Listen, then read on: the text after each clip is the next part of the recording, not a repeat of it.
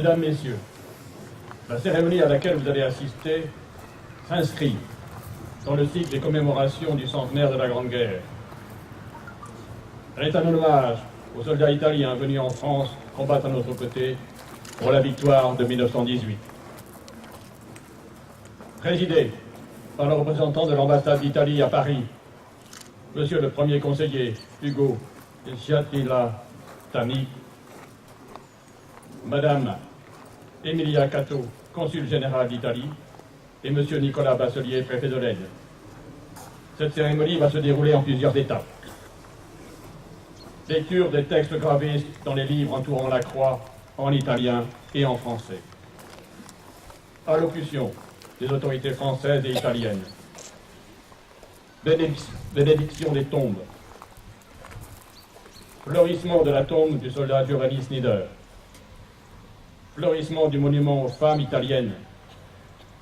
Dépôt de gerbe. Sonnerie aux morts, suivie d'une minute de silence. Les hymnes nationaux, français et italiens. Le piquet d'honneur est armé par le Sensub 94e RI. Les sonneries réglementaires et hymnes nationaux sont exécutés par l'harmonie municipale de Soissons.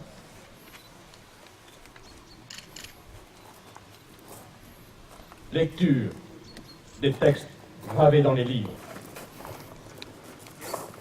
Dall'aprile al novembre 1918 il Corpo d'Armata Italiano, costituito dalle divisioni terza e ottava, articolato rispettivamente nelle brigate di fanteria Napoli e Salerno e nelle brigate di fanteria Brescia ed Alpi, combatté nel settore di Reims, tra Vrigny e Joulgon, nel settore delle Argonne ed in quello dell'Aisne, ad est di Soissons.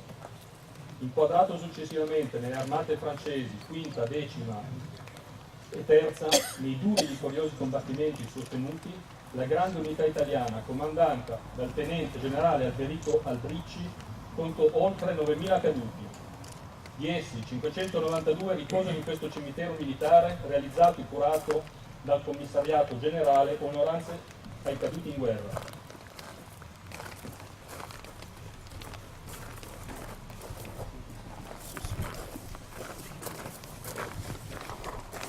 D'avril à novembre 1918, le 2e corps d'armée italien, constitué par les 3e et 8e divisions, répartis respectivement dans les brigades d'infanterie Napoli et Salerno et dans les brigades d'infanterie Brescia et Alpi, a combattu dans le secteur de Reims, entre Vrigny et Jolgone, dans le secteur des Argonnes et dans celui de l'Aisne à l'est de Soissons. Encadrés successivement dans les 5e, 10e et 3e armées françaises, la grande unité italienne, commandée par le général Alberico Albricci, eut plus de 9000 morts dans les durs et victorieux combats.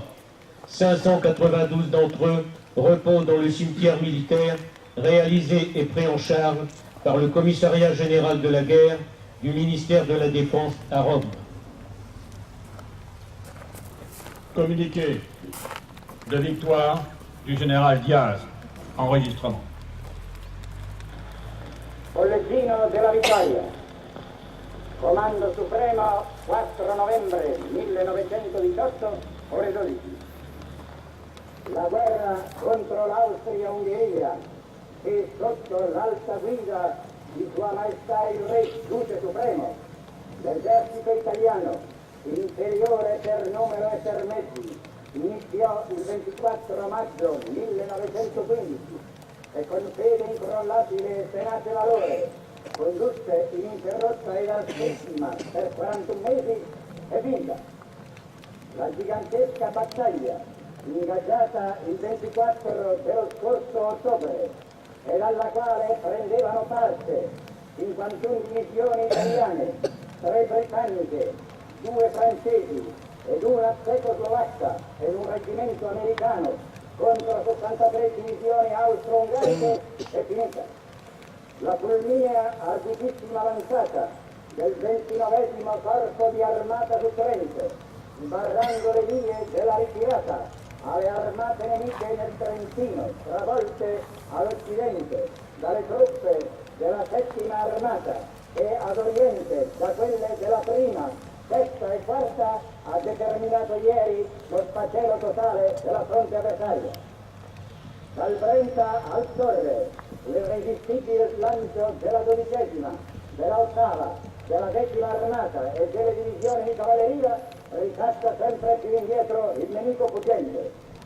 Nella pianura, su altezza reale, il Duca d'Aosta avanza rapidamente alla testa della sua invicta terza armata, anelante di ritornare sulle posizioni da essa, già vittoriosamente conquistate e mai aveva perduto. L'esercito austro-ungarico è annientato. Esso ha subito perdite gravissime nell'accanita resistenza dei primi giorni e nell'inseguimento. Ha perdute quantità ingentissime di materiali di ogni sorta e pressoché per intero i suoi magazzini e i depositi. Ha lasciato finora nelle nostre mani circa 300.000 prigionieri con interi stati maggiori e non meno di 5.000 cannoni. I resti di quello che fu uno dei più potenti eserciti del mondo risalgono in disordine e senza speranza le valli che avevano difeso con orgogliosa sicurezza. Il capo di Stato Maggiore dell'esercito, generale Dia. Allocution des autorités. Discours de Madame Librèche, maire de Soupir. Madame la consul d'Italie, Monsieur le préfet, Monsieur le président du conseil départemental, Monsieur l'attaché de l'ambassade allemande, Monsieur le contre-amiral, Monsieur le délégué militaire départemental de l'Aisne, Mesdames, Messieurs les élus, Mesdames, Messieurs les représentants du monde combattant, Mesdames, Messieurs en vos diverses grades, fonctions et qualités. Au fond d'une vallée verdoyante, Soupir respire aujourd'hui la tranquillité et la paix. C'est un village où il fait bon vivre. Il n'en fut pas toujours ainsi. Il y a 100 ans, c'était l'enfer. Août 1914, ce sont les Ulbans, tels les cavaliers de l'Apocalypse, qui annoncent la tragédie, pilant, saccageant et brûlant les récoltes sur leur passage. Le drame commence le 2 novembre 1914. Une violente canonnade s'abat sur la cour Soupir, puis sur le village, précédant l'attaque d'infanterie qui repousse les troupes françaises sur la rive sud de l'Aisne. Soupir est aux mains des Allemands, qui en effectuent le pillage méthodique et évacuent la population en zone occupée. Nos braves tirailleurs nord-africains le reprennent quelques jours plus tard au prix de lourdes pertes. Soupir se trouve alors à cheval sur la ligne de front.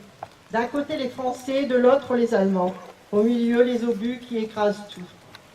Depuis le canon tonne, les mitrailleuses crépitent, les hommes meurent. La tragédie atteint son paroxysme le 16 avril 1917 avec l'offensive malheureuse du général Nivelle et plus encore le 27 mai 1918 lors de l'attaque foudroyante de Landerdorf à la suite de la défection de la Russie. Septembre 1918, le village de Soupir n'offre plus qu'un sombre et lamentable spectacle de désolation et de mort. Tout est en ruine, l'église, la mairie, l'école, le vendangeoir de Fénelon, le magnifique château Renaissance qui faisait la fierté de toute la région. Des maisons, il ne reste rien ou presque. Dans la rue, c'est un enchevêtrement de barbarie et de débris de toutes sortes. Enfin, la lumière nous vient de l'autre côté des Alpes, répondant à l'appel du président Clémenceau. L'armée italienne, déjà très éprouvée par les durs combats dans les Alpes et les Dolomites, nous envoie le renfort d'une unité d'élite, le 2e corps d'armée, commandé par le général Albrecht. Le 23 septembre 1918, après avoir combattu en Argonne et dans la vallée de l'Ardre, il est devant les formidables défenses du chemin des Dames, encore renforcées après le désastre du 27 mai.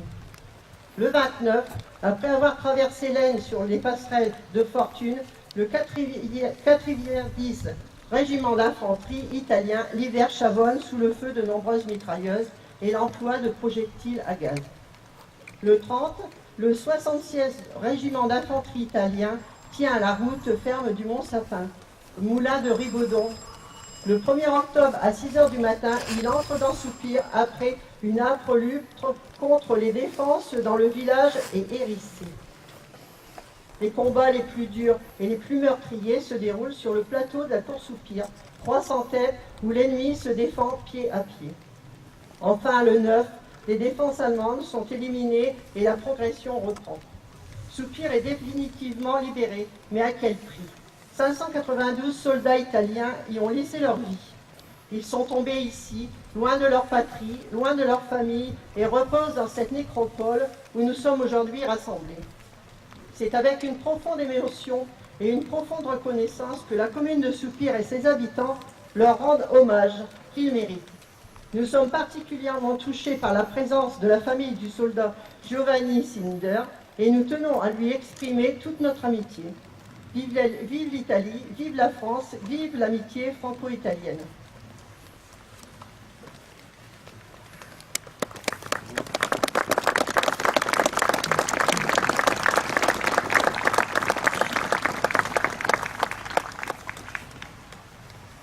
Discours de Monsieur le Président du Conseil départemental. Monsieur le Préfet, Madame le Consul, Monsieur le représentant de l'ambassade d'Allemagne, Madame le maire, Monsieur le député, Monsieur le vice-président du Conseil départemental, Monsieur le conseiller régional, Mesdames et Messieurs les élus, Mesdames et Messieurs les représentants de l'armée, Mesdames et Messieurs les présidents et membres d'associations patriotiques et porte-drapeaux, Mesdames et Messieurs les membres d'associations italiennes, Mesdames, Mesdemoiselles, Messieurs. Il y a 100 ans, en septembre et octobre 1918, le 2e corps d'armée italien combattait sur le chemin des Dames pour la libération de l'Aisne. Si le grand public connaît finalement peu la participation de l'armée italienne au combat en France au cours de la Grande Guerre, le cimetière de Soupir continue de rappeler le lourd tribut payé par les soldats italiens dans l'Aisne en 1918. Après sa participation à la seconde bataille de la Marne, l'armée italienne atteint les rives de l'Aisne le 23 septembre 1918. Au pied du chemin des Dames, les soldats français et leurs alliés italiens doivent faire face à la violence des combats retardateurs menés par l'armée allemande avec de lourdes pertes, comme en témoignent les nombreux cimetières militaires présents à Soupir et dans les environs. L'attaque du Mont Sapin, juste derrière nous, le 29 septembre 1918, restera l'un des plus meurtriers combats menés par l'armée italienne en France. Malgré des pertes importantes, c'est ici, sur les communes de Soupir, Ré-en-Lannoy, Cerny-en-Lannoy, Vendresse et Pessy, que combattants français et italiens, côte à côte dans les tranchées, vont livrer une dernière bataille pour reprendre ce plateau aux 300 000 morts, ce chemin des drames à l'agonie, après 4 années d'une lutte sanglante, devenu enfin chemin de la victoire. Il faudra attendre le 12 octobre 1918 pour que le chemin des Dames soit dépassé et que les armées alliées parviennent à repousser l'armée allemande et entamer la libération du nord du département de l'Aisne. Dans cet hommage et cette reconnaissance, je souhaitais donc associer toutes les communes qui ont ainsi été libérées par l'armée italienne, et je pense en particulier aussi à la mienne, Rozoy-sur-Cère, et nous vous devons une reconnaissance vive encore aujourd'hui. Parce qu'il s'agit de part et d'autre des Alpes, de l'histoire tragique d'une communauté de destin marquée par le feu, la boue et le sang, cette cérémonie nous permet de nous rappeler l'importance de l'apport italien à la Première Guerre mondiale, sur le front italien comme en France. 100 ans après, il était de notre devoir de rappeler la mémoire de tous ces soldats italiens qui ont combattu pour la libération de l'Aisne. La commémoration d'aujourd'hui s'inscrit donc dans la dimension internationale que nous avons voulu donner à ce centenaire.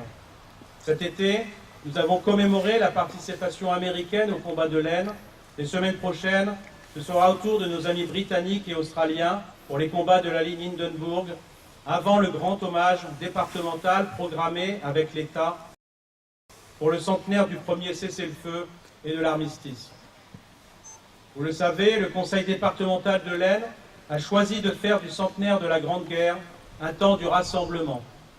Un rassemblement des habitants de l'Aisne autour de manifestations, de cérémonies comme celle qui nous réussit aujourd'hui, mais aussi autour de nombreux projets que le Conseil départemental a choisi de soutenir. Parce que toutes les initiatives développées durant ce centenaire, qu'elles soient portées par des associations, des communes, des communautés de communes ou des établissements scolaires, permettent de donner tout son sens à l'effort collectif de notre département, non seulement en faveur de la mémoire, mais aussi de son développement économique et touristique. Aussi, je tenais à vous féliciter au nom du Conseil départemental de l'Aisne, Madame le maire, ainsi que les associations françaises et italiennes et toutes les forces qui vous ont accompagné pour préparer et organiser cette commémoration. Votre hommage est une invitation pour que chacune et chacun d'entre nous à nous souvenir de l'histoire que nous partageons avec nos amis italiens et à rendre hommage à ces soldats venus parfois de Toscane, des Abruzzes ou de Lombardie pour combattre au chemin des dames, parfois jusqu'au sacrifice suprême. Qu'ils reposent en paix dans ce cimetière de soupirs. Vive la France, viva Italia, vive l'amitié franco-italienne.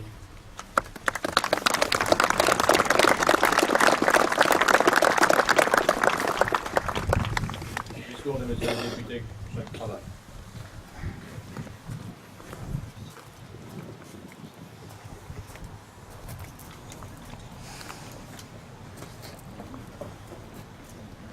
Monsieur le préfet, madame le maire, madame le consul d'Italie, monsieur le représentant de l'ambassade d'Allemagne, j'ai vu aussi des représentants de la Belgique également parmi nous, monsieur le président du conseil départemental, monsieur le conseiller régional, mesdames, messieurs les élus, mesdames, messieurs les militaires de France et d'Italie, mesdames, messieurs les anciens combattants de France et d'Italie, et permettez-moi, vous tous, chers concitoyens, c'est un moment important que nous sommes amenés à commémorer aujourd'hui et qui s'inscrit dans cette commémoration nationale et mise en œuvre par l'État et par le Conseil départemental de l'Aisne.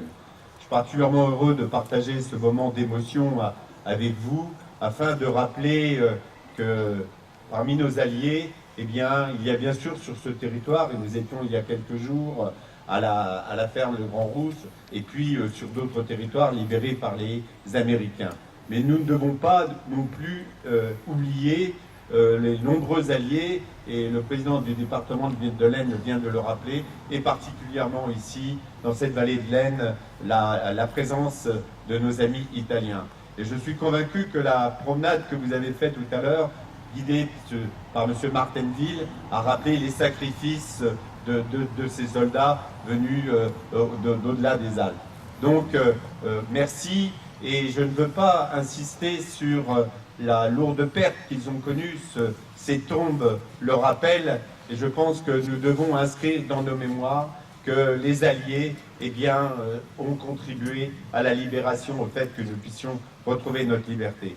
Et je voudrais dire que si nous commémorons avec beaucoup de ferveur, avec beaucoup d'enthousiasme dans ce département, votre présence en témoigne, eh bien c'est aussi pour alerter, pour que nos consciences n'oublient pas que c'est en étant rassemblés que nous ferons face aux défis de l'avenir. N'oublions pas non plus que le traité de Versailles a eu en lui-même les perspectives de la Deuxième Guerre mondiale. Donc ne l'oublions pas. Et si je parle de la Deuxième Guerre mondiale, qui a été dans la continuité de ce drame le plus important que la planète n'ait jamais connu, c'est pour dire que l'Europe a contribué que notre pays, que nos pays soient en paix. Et cette Europe, vous la symbolisez les uns et les autres avec la différence qui est tout à fait légitime.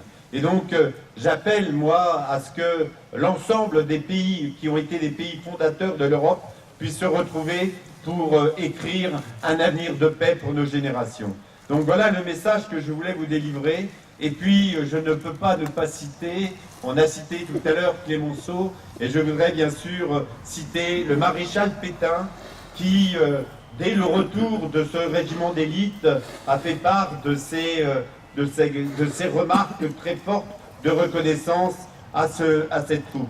Au moment où vous allez retourner en Italie, après leur passage en Belgique, je tiens à vous exprimer la satisfaction que j'ai éprouvée à avoir sous mes ordres le 2e CA italien.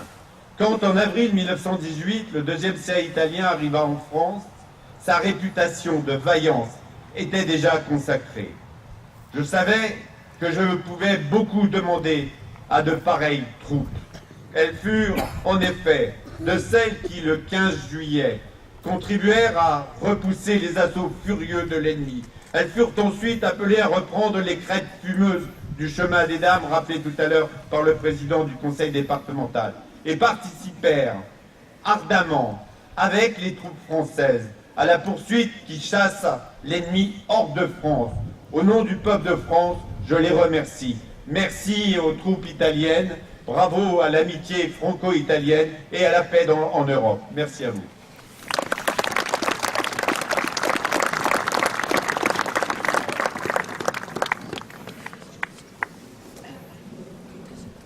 Carlo.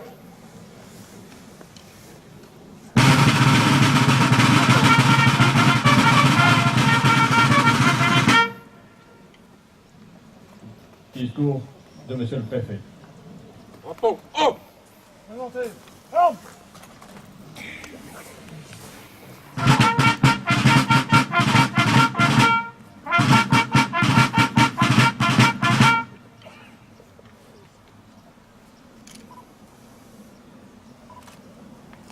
Madame la consul générale, Monsieur le premier conseiller de l'ambassade d'Italie en France, Monsieur le représentant de l'ambassade d'Allemagne, Monsieur le député, Monsieur le président du conseil départemental, Madame le maire de Soupir, Mesdames et Messieurs les élus, Mesdames et Messieurs les officiers, sous-officiers, militaires du rang, Mesdames, Messieurs les anciens combattants, Mesdames, Messieurs les porte-drapeaux, Mesdames, Messieurs. Pour la France, comme pour l'Italie, cette année revêt une importance toute particulière, puisqu'elle est celle de la commémoration du centenaire des combats victorieux des Alliés, qui ont mis fin à la Première Guerre mondiale. Le 23 mai 1915, l'Italie entrait en guerre aux côtés de la France, du Royaume-Uni et de la Russie. À partir de janvier 1918, elle envoie plus de 40 000 hommes sur le front français, tandis que des unités françaises montaient en ligne sur le front des Alpes. Le 22 septembre, les soldats italiens intégrés à la 5e armée du général Berthelot arrivent dans le département de l'Aisne. Le 30, ils se lancent à l'assaut des hauteurs de Charonne et prennent Soupir le 1er octobre. Au prix de lourdes pertes, les troupes italiennes poursuivent leur percée dans les lignes ennemies. Et le 11 novembre 1918, après avoir libéré de nombreuses communes de l'Aisne, elles sont à Rocroi dans les Ardennes. En 3 mois de féroces combats, les Italiens, qui ont pris une part active à la victoire avec leurs frères d'armes français, britanniques, américains, russes et de bien d'autres pays, déplorent plus de 5000 morts et 10 000 blessés. La bravoure et l'esprit de sacrifice dont ils firent preuve forcent notre admiration et notre respect. Ces hommes ont défendu ce territoire comme s'il était le leur, repoussant un ennemi puissant et aguerri au prix d'immenses sacrifices. Nombre d'entre eux sont inhumés dans la terre sur laquelle ils sont tombés, auréolés de leur courage et de leur fait d'armes. Le cimetière de Soupir, l'une des 2 nécropoles italiennes de la Grande Guerre, qui rassemble 592 sépultures de soldats italiens morts pour la France, est là pour en témoigner. Les Françaises et les Français savent ce qu'ils doivent à tous ceux qui ont combattu à leur côté pour la défense de la liberté et de la démocratie. Un siècle plus tard, ils ont toujours à cœur de célébrer leur héroïsme et d'honorer leur mémoire. Depuis 4 ans, le centenaire de la Première Guerre mondiale mobilise de très nombreux acteurs, collectivités locales, associations et citoyens, dont je veux saluer l'engagement. La cérémonie, empreinte d'émotion qui nous réunit aujourd'hui, nous permet d'exprimer notre fidélité et notre reconnaissance aux soldats italiens morts au champ d'honneur pour la libération de notre pays. Elle vient également rappeler avec force les liens d'amitié indéfectibles qui unissent nos deux peuples.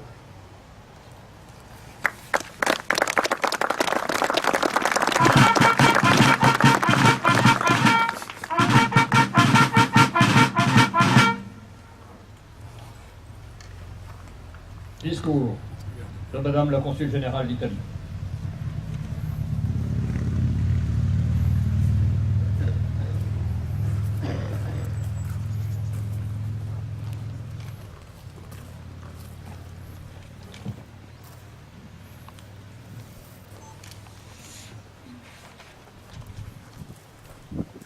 Messieurs les préfets de l'Aisne, Messieurs les députés de l'Aisne, Messieurs les présidents du conseil départemental de l'Aisne, Madame la maire, Mesdames et Messieurs les élus,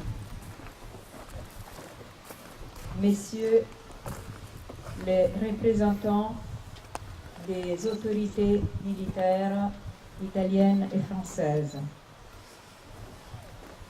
Messieurs les premiers conseillers de l'ambassade d'Italie, Mesdames et Messieurs les présidents des associations françaises et italiennes ici présents, Monsieur le Président de l'Association Nazionale Alpini, sezione Francia, Monsieur le Président de l'Associazione Nazionale Combattenti e Reduci Italiani di Francia, Mesdames et Messieurs, non è per me la prima volta che mi reco in questo luogo solenne. Come console d'Italia a Lilla avevo conosciuto il cimitero italiano di Soupir nel 1996. Ero all'epoca agli inizi della mia carriera e ricordo ancora perfettamente quella giornata e soprattutto i brividi che ho provato di fronte alla sacralità di questo luogo et des moments. Comme d'autres avant moi l'ont souligné, ces lieux ont une énorme importance historique pour l'Italie et pour la France. Mais pas seulement. Avec Bligny, que beaucoup d'entre vous avaient visité avant, Soupir est devenu un lieu emblématique de l'effet dévastateur de la guerre, de la haine, de la folie, mais aussi du courage, de la résilience, de l'entraide, du partage, des valeurs e dell'amitié. Siamo tutti qui e siamo tantissimi ad aver voluto dedicare a questa cerimonia il nostro sabato, facendo il nostro piccolo sforzo di venire qui a testimoniare, perché abbiamo sentito dentro di noi l'importanza di voler essere presenti. Ecco, vorrei cercare di immaginare cosa ciascuno di noi oggi, qui presente, stia pensando in questo momento.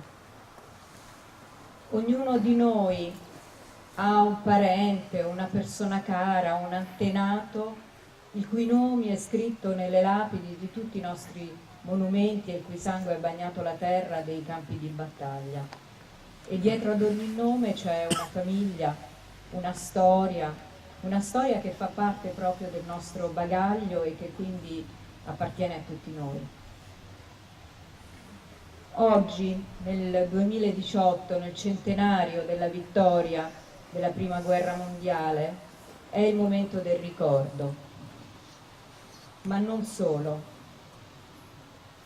Oltre a preziosa occasione di rimembranza e di ringraziamento, la giornata di oggi deve essere anche il momento di una riflessione, per fare in modo che il passato e la storia ci siano di insegnamento per il presente e per il futuro. Ricordare il passato per essere cittadini migliori per il futuro. Capire gli sforzi del passato, ma anche gli sforzi eroici, i valori e gli ideali dei nostri avi. Questo è il grande insegnamento che oggi dobbiamo recuperare, custodire, valorizzare e applicare alla nostra vita quotidiana. La guerra è l'esempio di tutto quello che ogni persona normale ripudia nel più profondo della propria coscienza, ma che incredibilmente ci accompagna da sempre. E queste sono le occasioni che devono rimanere, in cui dobbiamo ricordarci che abbiamo tutti una missione, che è quella di ripudiare la guerra. Il contributo di noi tutti è essenziale. Tutti in prima persona dobbiamo mettere al centro del nostro agire il bene comune. Le azioni che quotidianamente ognuno di noi può e deve compiere per ripudiare la guerra sono molte e partono da tanti piccoli gesti quotidiani per migliorare la convivenza civile, il rispetto reciproco, l'impegno per gli altri, il rispetto della cosa pubblica, il senso del dovere per il prossimo, la collaborazione e la solidarietà con gli altri. La nostra Costituzione repubblicana ripudia la guerra. La pace va costruita e sostenuta con iniziative giorno dopo giorno, perché basta un soffio di vento per distruggerla. Pour conclure, c'est donc à ces soldats italiens et plus généralement à toutes les victimes de la guerre que nous rendons hommage aujourd'hui, pour que leur sacrifice n'ait pas été inutile et pour que le souvenir de leurs gestes soit présent à travers les générations afin de transmettre les valeurs de la paix, de la liberté, de la justice et de la solidarité. Viva la pace! Viva l'Italia, viva la Francia e viva l'Europa.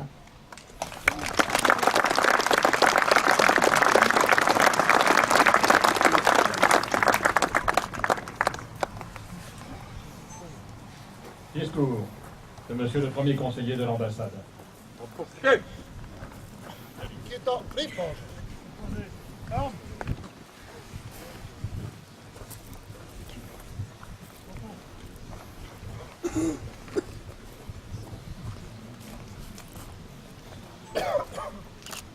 Monsieur le préfet de l'Aisne, Monsieur le président du conseil départemental de l'Aisne, Madame le maire de Soupir, Messieurs les élus locaux, Monsieur le représentant des associations d'armes et des vétérans, Messieurs les officiers et sous-officiers des armées françaises et italiennes, familiari del soldato italiano Giovanni Schneider, Mesdames et Messieurs. Nel salutare le autorità politiche e militari qui presenti, desidero prima di tutto ringraziare ed esprimere la mia personale gratitudine e quella dell'ambasciatrice d'Italia Teresa Castaldo, a tutti coloro che si sono prodigati nell'organizzare la cerimonia di oggi, con il nobile scopo di onorare la memoria di coloro che hanno sacrificato la cosa più preziosa, la propria vita, per difendere le nostre patrie. Permettetemi inoltre di rivolgere un caloroso saluto ai familiari del soldato Schneider, cui sepolto giunti dall'Italia e i numerosi connazionali qui convenuti per onorare questa importante commemorazione.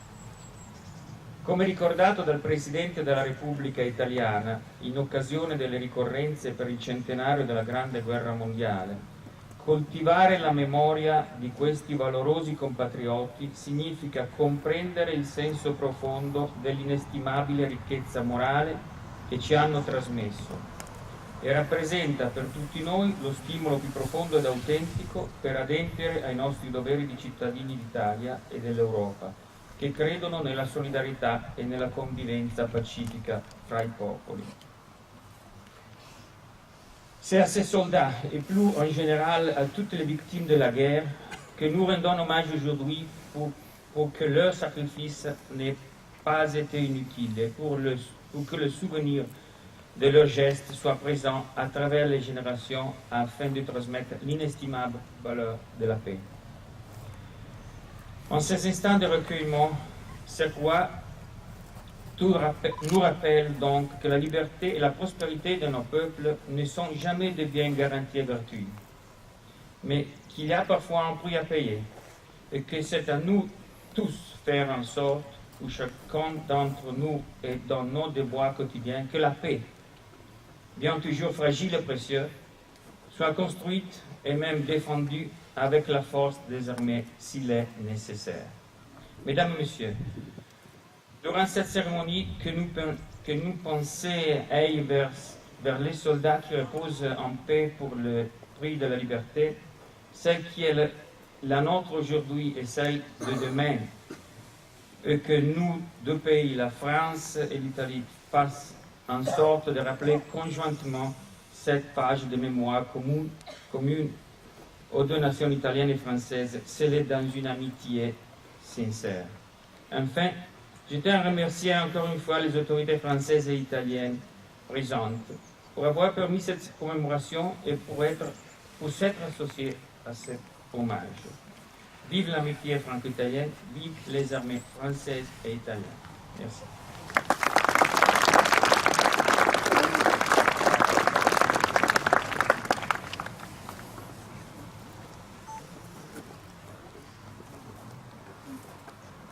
Garde à vous.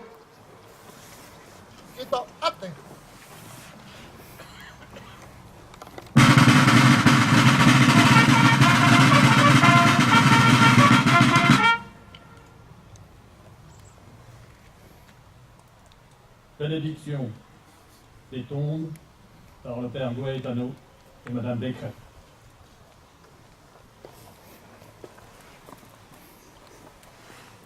Chers frères et sœurs, avec cette célébration, nous voulons nous souvenir des êtres chers qui ont donné leur vie ici pour un idéal, pour que leur sacrifice ne soit pas inutile.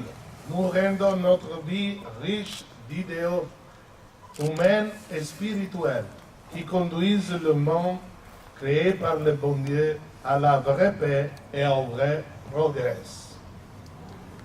Nel nome del Padre, del Figlio e dello Spirito Santo. Amen.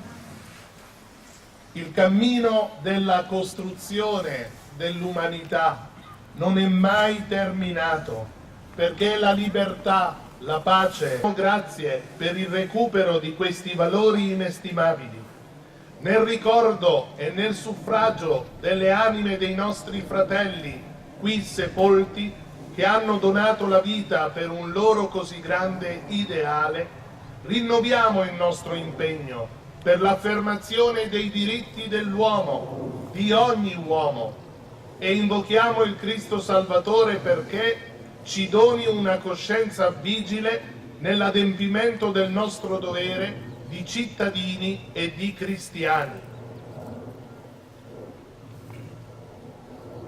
O Padre, proteggi i nostri popoli perché, fedeli alla loro tradizione cristiana, custodiscano i valori che fondano la loro millenaria civiltà e concorrano efficacemente all'edificazione di una vera casa comune nella nuova Europa.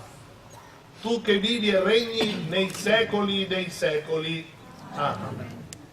E la benedizione di Dio l'Onnipotente, Padre, Figlio.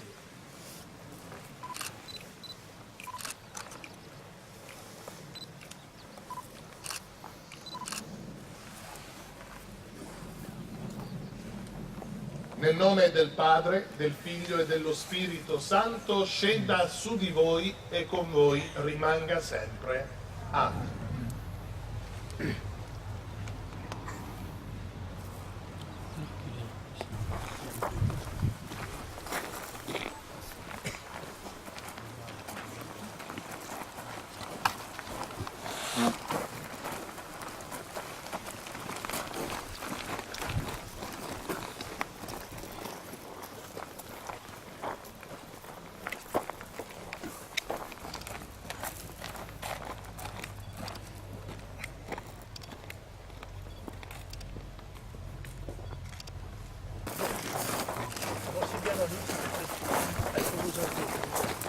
Ça va être rapide. C'est bien, ça va.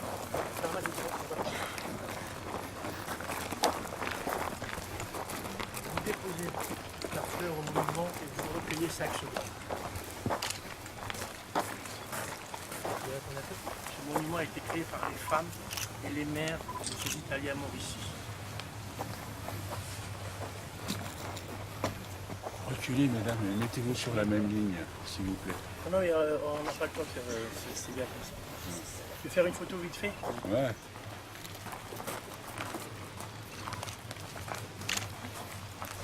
Vous avancez, s'il vous plaît. Vous déposez les fleurs et vous recueillez chaque seconde. Allez-y, mesdames.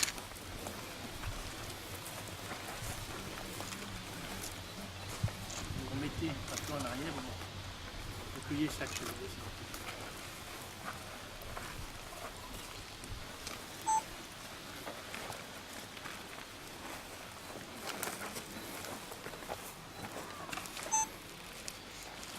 Moment de recueillement, voilà. C'est bon, vous pouvez retourner, merci beaucoup. Au revoir.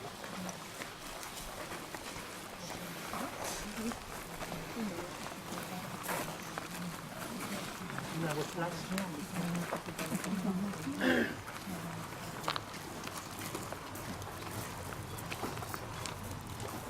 Laissez la place ici.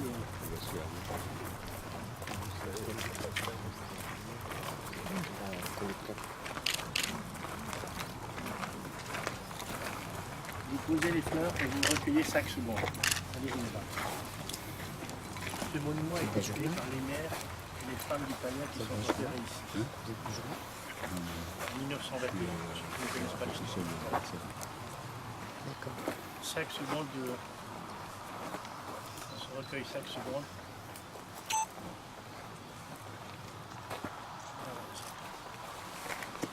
Voilà, vous pouvez retourner par là. Merci. Merci beaucoup. Vous retournez à votre place. Voilà. Venez, venez, mesdames. Non, je sais, mais quand je dis venez, on se comprend. Donc vous allez déposer les fleurs et vous allez vous recueillir chaque seconde, ok? Allez-y.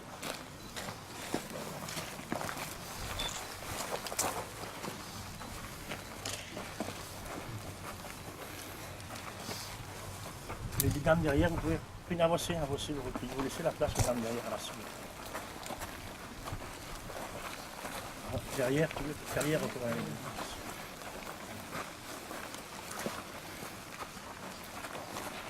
Vous recueillez 5 secondes et puis vous retournez à vos places. Merci.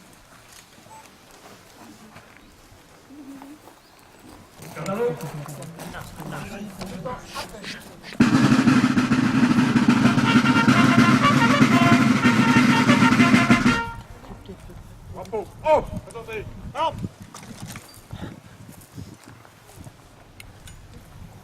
Il n'y a pas de germe.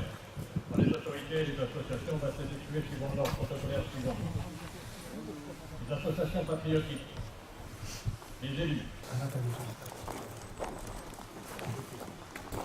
Merci.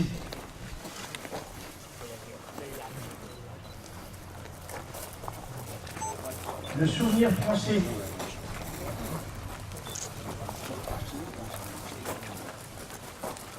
Marc Ambareuil. Derrière. Tommaso, Marc Ambareuil, Tommaso. Marc Ambareuil.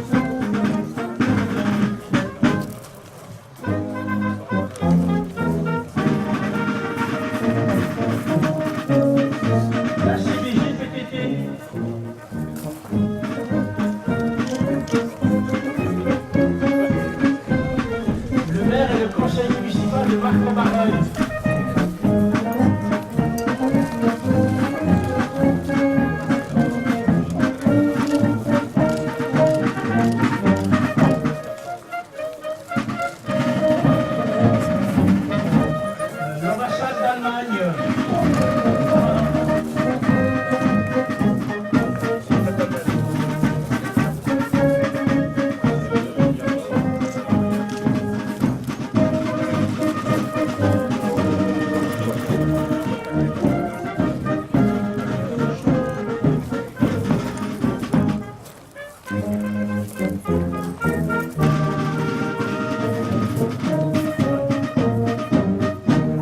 équipe habituée de soutenir.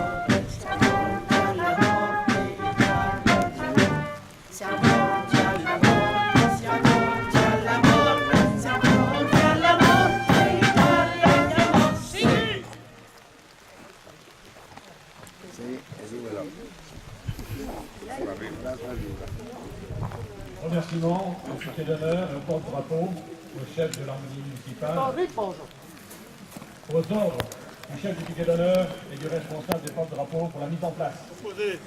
Armes. Repos.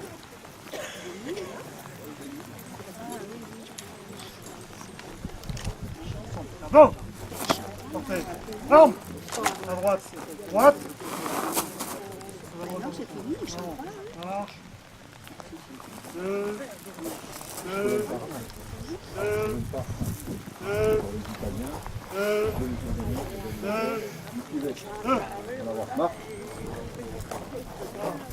J'ai pris une autre poule. Ils sont pas les... Ils viennent chanter. Non, non.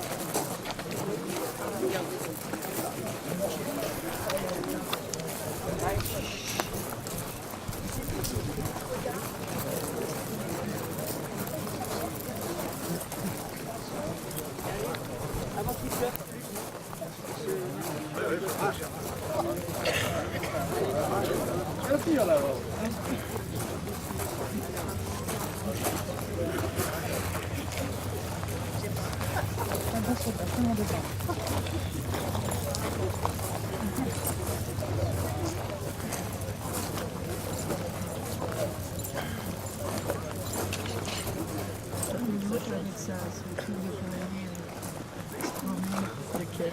Qui est le du 22 septembre 2018, assemblée, Soléran, un sous-officier, cimetière du rang, sergent de Huise, centre d'entraînement aux zones urbaines, 94e régiment d'infanterie, chef d'élément, avancement monsieur.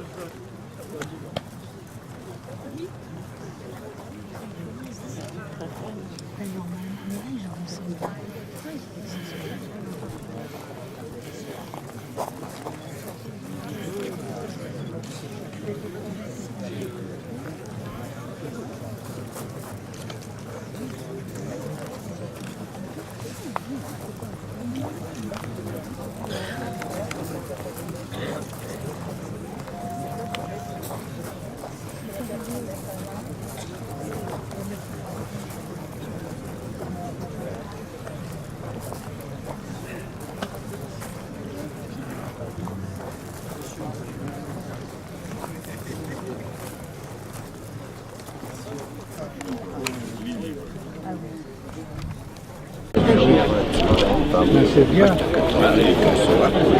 Votre échographe, maintenant, c'est bon.